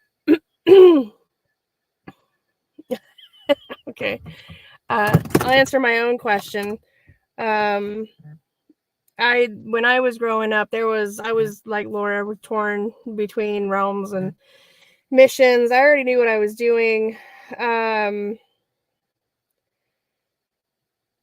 Oh, and if you guys want to share anything, please feel free to do so. I just want to quickly say what I was going to say. And then if you guys want to add anything, please do. Again, this is my first podcast, so I'm always free. I always freeze. I'll do better next time, I promise. But yeah, growing up in the families was hard enough. I had to understand why we had to depopulate, and I did. I actually had an understanding of why it had to be done, and then through the military and everything else, I could see it, but something didn't resonate. It's like I wasn't seeing it right. And then I did have a lot of guides along the way, a shaman from the Choctaw tribe, a medicine man who was friends with my grandfather. He taught me how to dimensionally go between realms. And that was a thing for me. I can see things that people can't see. So it's hard for me to blend in with anybody else, because I'll see something and then I'll be like, did you see that? And they look at me like I'm crazy. So it's like, oh, it must be the alcohol, and I wouldn't be the one drinking, right? So I had to find a way to just not be myself. And so I struggled with living in the spectrum of society, and they said that I had the spectrum disorder, but I don't think that's the case. I think that they label you as the one that has the issue, so that way they can monitor you and keep an eye on you and have other people, report you if you feel like you're getting too far from, I say, their walls. So, all right. Well, William has a question. If the panel gets around to it, it's gone. Oh. If the panel gets around to it, what do you think our world needs? And any thoughts on Dr. Shiva Laura after your interview? Does anybody want to answer that? Well, I love Dr. Shiva. I mean, I think a lot of people have issues with him dropping so many like F-bombs or sucking Zionist cock and this and that. I just get a lot of humor from it, because I think there is a lot of righteous anger and frustration. Sometimes it's really hard not to have, that kind of mouth. I don't have an issue with it. I feel more comfortable because I drop so many F-bombs. I've actually gotten a lot better. I'm surprised I haven't heard myself drop so many. I sort of train myself. I'm like, but But yeah, I mean, I know he's just saying, you know, Trump this and Kennedy that, and a lot of people are still feeling very in support of Trump and Kennedy. So I'm not like in support of throwing those guys under the bus necessarily, but I appreciate the stand that he's taking and I like what he's saying. But I'm sort of like, I take what resonates and what doesn't resonate. I don't, you know, it's like, I'm not here to give my power away to anybody. I know that what he's doing is about encouraging people to step up to the plate and become their own leaders and take action and become sovereign and be in charge of your health. I mean, I went to one of his open houses and I was blown away the way he answered questions, his generosity of time, how engaging he is, how accessible he is. I mean, I'm just blown away by him. I really am. I can understand people's criticisms, but at the same time, you know, how much are people falling into that trap where they're just looking for things to pick at instead of appreciating, you know, the blessing or the goodness that somebody has to offer. And I think a lot of us have experienced this, like, you know, like, oh, you talk too fast or you look like you're just drunk or, you know, whatever, if you're tired, right? It's just like everybody just wants to find something to pick at. Can we just support one another and look at the good, look at the mission, look at the intent, and just be a little bit more forgiving about, you know, maybe the cuss words or the, you know, being angry over here or over there. It's like, I think he's doing something so phenomenal. He treats me with such great respect and everybody that he talks to. And I'm so happy he's out there doing what he's doing. So that's my 2 cents. Yeah, for people who ask what to do, well, just do what you can at your level. Be a volunteer in the political party that you like. Just do something. Don't stay at home. Go outside, and you'll see. You'll find your way. Nice, thank you. Yeah, if I can just jump in on that, you know, people saying, "What do we need? What's got to happen?" And was it Einstein that said we can't solve our problems with the same level of thinking that created them? There's got to be a consciousness shift, which I think we're in the process. I think we're in the process of deconstruction, like deconstructing what we've always thought we knew. Like the matrix, so to speak, is an illusion by definition. So there is truth, and I think what's happening is our consciousness is truth is rising, our awareness is rising of the truth of how the universe works, of what's been going on behind closed doors, the not so nice stuff. But the flip side of that is we're rediscovering our power, and I've actually never said this publicly before, but I'm actually writing a book at the moment on Christ consciousness, and I don't know if anybody's written a book here before, but as you're writing things, you're getting downloads, things are coming to you, and I'm really seeing this shift from duality to oneness in our consciousness, that we're leaving the left versus right, the good versus evil, and we're coming into a sense of oneness and divine union. I think that's got to happen. I don't know about before, but it's certainly at the same time as the systemic changes happen. I mean, I think I can't remember who it was said that. Oh, I think it was you, Mary. That there is going to be I like to call it the New Earth Order rather than the New World Order. You know, there is going to be a new order, but it's going to be based on life. It's going to be based on wealth and abundance and Right. fairness. And not the communist type of fairness that they try and put on us. I'm talking about true abundance for everybody, and it comes from a consciousness of that we are all one. What you do to others, you do to yourself.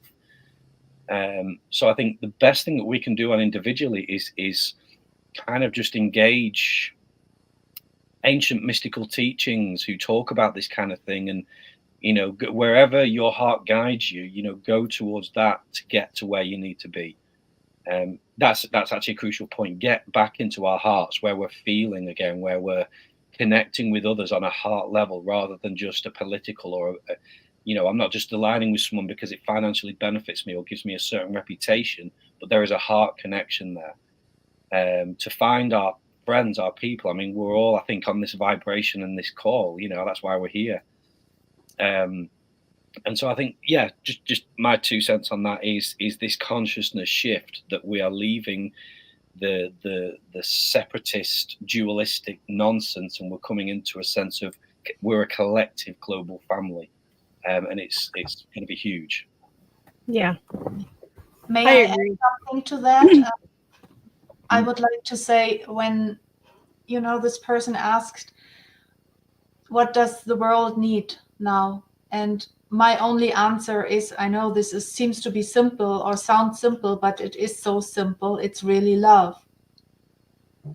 Replacing criticism and judgment with love and acceptance. This is crucial because love heals everything and love raises the consciousness. And it also, for this year, I would personally also add to that one tool is also courage to express yourself, to share your truth, to come out of the shadow. Those who say, oh, I cannot tell this to nobody because people think I'm crazy, or I cannot do that because, or I cannot do this because. This means stepping up into your own courage to really dare something, to speak your truth and to become the one you really truly are. And this is soul. So educating oneself and loving oneself and really stepping out of the comfort zone to dare something, to really do something. And also the last point is for myself also very important to share and to experience myself is not just doing, but also stepping back, leaning back into being, into just being. That means also relaxing, going into stillness, going into really calmness, into a place of allowance, because the universe is always both energies is acting, and it's also the power of allowing, of leaning back and letting things happen and be patient, things trusting in the universe that things unfold the way they are supposed to be eventually. So it's a complete shift, as Craig just said, from dual consciousness, duality consciousness into oneness, from separation consciousness into a holistic consciousness that includes all that is, instead of separating from each other, feeling separated from God, from Earth, from others. We are all eventually one, and what the world needs is love and acceptance. Yeah.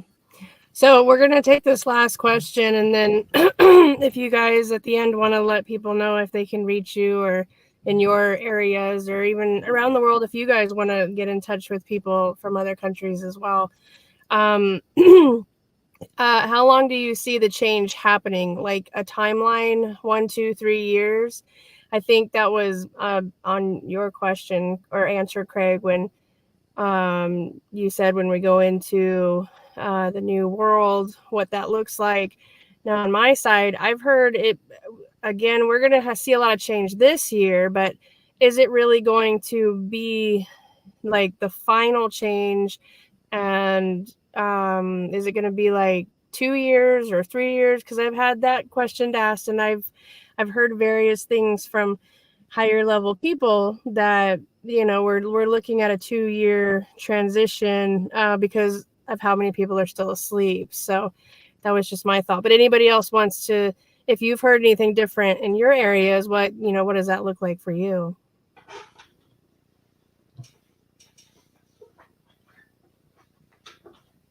Well, here in Quebec, it's going to be a major change at the political level. There's a guy who is building a grassroots movement to get rid of the corruption in Quebec, because corruption in Quebec is very, very big. Yeah. So changes is coming around the corner. Nice. That's always good to hear. Can I say something? Yeah, go ahead. Well, somebody asked me too, how did I get into my learn? And most of it, I think we were just guided towards these different areas in our life to pick up knowledge. You know, I wasn't made to, you know, to make jewelry all day long. You know, it's like when I saw Russie do her thing, and you know, she sees distortions in the force, and you can't lie to this woman. I tried. I was just messing around, and she gave me that twinkle. She didn't say nothing. Thank you for being polite, because I was seeing like she's for real. And then when I get into your gnosis, you know, being that MJ16, which is also 7, your archangel, you know, 1 Bravo, angel clearance. I think women like you, Miss Eisenhower, all the rest of you that I don't know, and I'm so glad to meet you. Everybody on Telegram that is, we're trying to raise the gnosis so everybody can raise their own frequencies. You know, Russie is you know, she's a beautiful, gifted out of bodyer, you know. So when she tells you, I was looking at the pyramids, you know, in Vegas, you got to listen. This is for real. Where a lot of people are seeing orbs there. So we need guidance on that kind of stuff. I can help you make a blanket out of tourmaline. Mash up some tourmaline, throw it on a blanket, because it has an extra C axis, and it will heal you because it aligns you like a kundalini. It aligns you to the mother, not just grounding. Quartz, you know, everybody that's been stacking silver, make a blanket, stick some of those silver coins on a blanket and throw it on you, because you got people that are selling or making good products, even shoes that will charge you now. A real shoe, imagine, with like crystals in it, so every time you step and you're being grounded and you're getting that energy. So collectively, everybody has different gifts. I need funding. I want to fund RAND, celestial beds, you know, that can reatomize you, because we'll get your original DNA and bounce it back to you with a limited AI.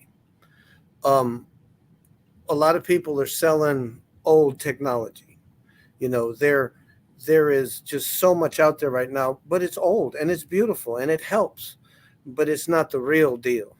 You know, maybe me and some of you can do some of these shows where we can kind of more like get into the nitty gritty, because it's a lot to get in one little sitting. Some of you can show people what a real divine feminine is. I can show you a balanced man, but a divine feminine like Mama Bear, she will divine your ass if you don't step in the line. Those are the women and men that we need, that are not only just willing to do there, but we need to have a collective effort, but on all fronts. Our military boys have been, you know, rattling the cage saying enough's enough. We have to get in positions of government, devolution, and not my forte. We need to heal, but we need all our gifts and all our magics that come through all of us and get past the dogmas of religion and feeding the beast. So how do we do that? With good information? Las lenguas. Good Right. time. You know, we need to talk to each other overseas and stop. It's like, you know, we can work this stuff out later, but let's unify. And the lady's right. It's that 528. It's the love. It's the love sometimes that, I'm not going to say anything because I love you. I don't want to scare you. But we need people on different issues. You got people discharging debt, finding out what fiat currency is, finding out what the straw man is, and it's been in your face the whole time. Me and Russie talk about the movies that we watch, like Jupiter Ascending. You know, to me, that's you ladies. Some more than others. I call Russie La Reina Peruana, because she's from the Villa Alta, the high village. Her whole family has this gift. she's going to use it for us. Yeah. Mary too. You know, she's my majesty. And contract. Okay, where did I get it back? You know, these other ladies are divine mamas, mama bears. You know, in their household, they have to take control. You know, you're the one that feeds. You know, we need to find food sources, electromagnetic protection, shungites, you know, stuff in the rock store. We'll teach you. Make this, do this, stick this on a tape, get a magnet, you know, because you're being attacked through the food, through your conscious, and that black mirror that's in your TV, your live vision. It's telling you nothing but lies and propaganda and mierda, but it's making contract with you. It's got these four corners. So don't take your little children and pay your admission to traumatize them because they killed Mufasa. At what timestamp? Look at these movies that are coming out with Angel Productions that Russie's telling you about. Get on her channel. Get on Russie's channel. Look at all those. Learn how to make a journal. People that are having dreams. You know, how can we find our magic again? And that's a plea to the whole world. I'll do my bit. I've been doing this for a while. And behind me, we got friends. We got Cranker and Jason Q and the Española. They're trying to work out this QSI stuff, the reevaluations of this. And all I need is a knife and the love. But I don't expect everybody else to be like that. I'm a hippie. I'm a Mapuche, which is tierra, people. Like the one they found beyond the wall down there in Antarctica. You know, what's all that stuff about? Yeah, there's just so much. We got to learn how to just kind of package it, but we need to be active now. You know, we're in other dimensions and other stuff, but what do we do now? And how can we take care of this in a unified way? That's my plea. The Chileno Chalongo. We'll get there. So the internet where I'm using is going to end soon. So because they have a timer. So we're going to go ahead and wrap it up. And it's midnight for Anya, and it's like 11 for Craig. I know he's a champ and he can hang in there, but we shouldn't make him do it. So I want to thank you guys all for coming in and telling us everything that you're doing. If you want to let people know how they can get a hold of you, if you're interested in that, please do. Briefly, and then we'll go ahead and end it. You guys are all amazing. I swear to God, the next one will be a lot better, more constructed. But you know, the first time we ever kissed somebody was probably the weirdest and awkwardest moment ever. So, yay! I'm now a host. I made it. No, we'll get better. Sorry, I just felt compelled to share something with the audience. It's an old wisdom from an Afghan poet called Rumi. He says, when I was young, I wanted to change the world. And now that I'm wiser, I want to change myself. Yes. Yeah. Sorry, I'm accidentally hitting buttons over here. It's funny. So yeah, anybody can find me at Adonna of Soul, SOL.US. If you want to see other podcasts I did with other people, some secret knowledge.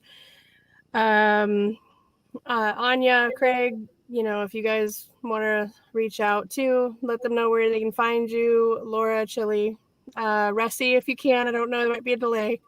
And then Pascal, if you want people to reach out to you for your knowledge, then and wisdom as well, please let me know where to find you. Okay, yeah, so I'm on all the usual socials. Facebook is Craig Martin Walker, and I'm in two bands, one called Nth Ascension. We have 3 albums out. Check us out on all the streaming sites. I'm currently about to go do a mini tour this year with a band called 10. Nothing spiritual in that sense, but if people want to hit them, 10, a guy called Gary Hughes. Anyone in the UK want to come and see us, come along. I do regular shows with my good friend Dr. Charnel Wolverton Seahorn on her channel. If you just search for her name, we have loads of great guests on there. Again, we've had Laura on several times. Yeah, just hit me up on social media. Over to you, Anya. May I? Yeah, may I close? Okay.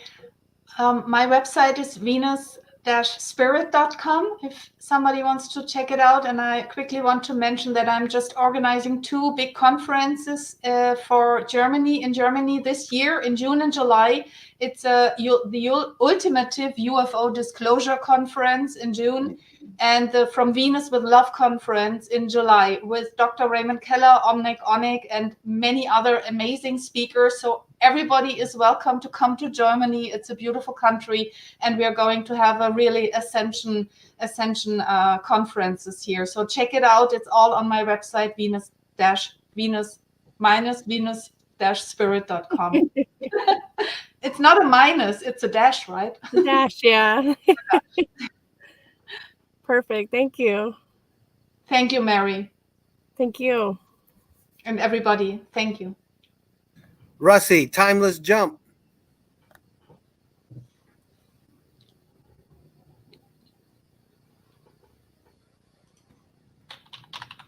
I forgot your website, Russie.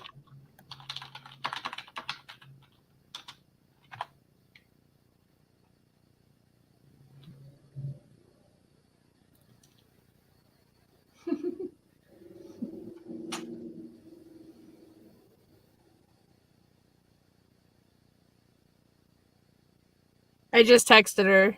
Hopefully.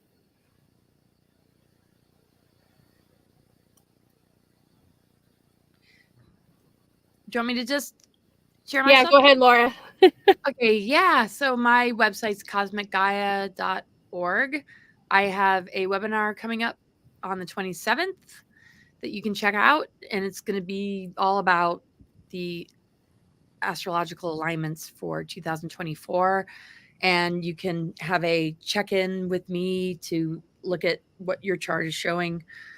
I pretty much have all my platforms on my website, so you can find everything there. And I've got my book coming out in March. And yeah, so cosmicgaia.org. And I also do a subscription, and it comes with Zoom events. I gather people to mini sessions with and readings, and just talk about what people are going through, and just kind of building community, and also discounted sessions and check-ins if anything urgent comes up and you need to just get a reading kind of thing. And the subscription really supports all the work that I do in the interviews that I put out there. I'm on Rumble. I'm not on YouTube, so you can find me on Rumble. And yeah, so the subscription is really a great way to just stay connected. And yeah, you'll find my videos and content on cosmicgaia.org. Thank you. Hold on, I'm going to text Rusty to talk. Okay, talk. Are going through. All right, I guess I'm on right now. I'm just a timeless jump, RV. That's my initials, Rusty MKDELTA, and all social media. So it's all the same thing. I'm on TikTok and YouTube and Instagram. That's about it. And thank you for everybody and their time. Thank you. All right, Chili, how can people get a hold of you? And then we'll go ahead and wrap it up. Did you catch everything? I hope. Yes. You're muted. I'm in the ether. Right? I'm in the ether. And don't tell the Caesarians where I'm at. Oh, I'm telling them. All day long. Yeah. Yeah. All right, I guess I'm on right now. Rusty, if you can mute. RV. That's my initials, Rusty MKDELTA, and all social media. So it's all. Well, we got to hear it twice. Timeless jump. Timeless jump. Okay. You should really check Chili, it out. how can people get a hold of you? I just don't want the internet to go out because normally they shut it off. I'm on Ray's chat channel. Ray's chat. Oh. Yeah, I've been re-engaging, just with trying to get information out. I got friends all over the place.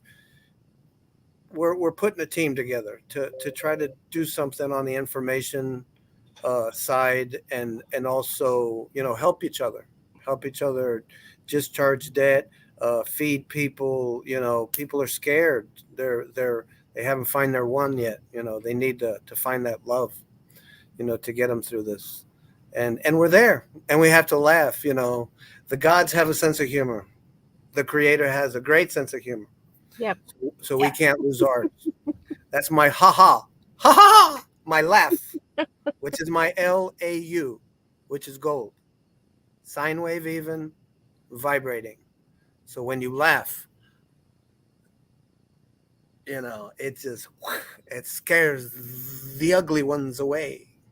Yeah. So thank you. I am honored, and I hope to do some shows with you. One-on-one, rapid fire, get that click coding working for everybody. Capiche? Love you, mama. Thank you. Love you guys. Nice meeting you. Anka, Craig, go to sleep. Anya, not Anka. Anya. All right. Thank you, guys. I appreciate all of you. Thank you, Anya and Craig, for staying up so late. We'll get the time zones figured out better. Oh, no worries. I'm a night owl. Okay. Thank you, Mary. Thank you, everybody. Bye. Thank Yeah, you. good to meet you all. Bye. Bye-bye. Bye-bye.